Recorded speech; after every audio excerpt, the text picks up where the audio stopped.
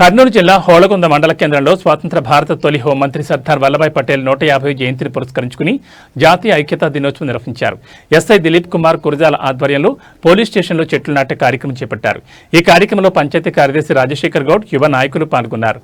ప్రతిజ్ఞానంతరం SI Dilip Kumar మాట్లాడుతూ కాశ్మీర్ నుండి లక్షద్వీప్ వరకు భారతదేశాన్ని ఏకం చేయడంలో సర్దార్ పటేల్ కీలక పాత్ర పోషించారని, ఆయన వారసత్వం ప్రపంచంలోని అత్యంత దృఢమైన ప్రజాస్వామ్య దేశాల్లో ఒకదాని స్థాపనకు దారితీసిందని కొనియాడారు.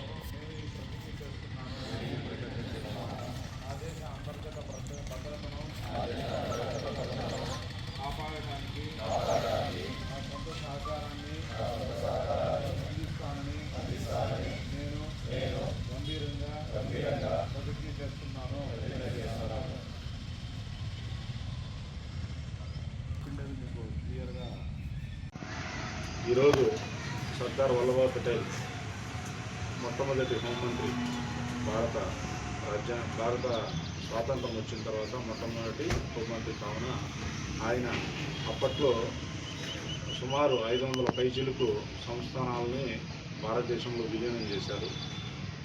ఆయన్ని గుర్తు చేసుకుంటూ ఆ దేశమంతా ఐక్యంగా ఉండాలనే ఉద్దేశంతో దేశ సమగ్రతను, సార్వభౌమాధికారాన్ని, సమగ్రతను, భద్రతను కాపాడుతూ ఎల్లప్పుడూ మనమంతా కృషి చేయాలని ఇందు మూలంగా ప్రజలకు తెలియజేస్తూ ధన్యవాదాలు. ఇక్కడికి వచ్చిన ప్రజలకందరికీ ధన్యవాదాలు.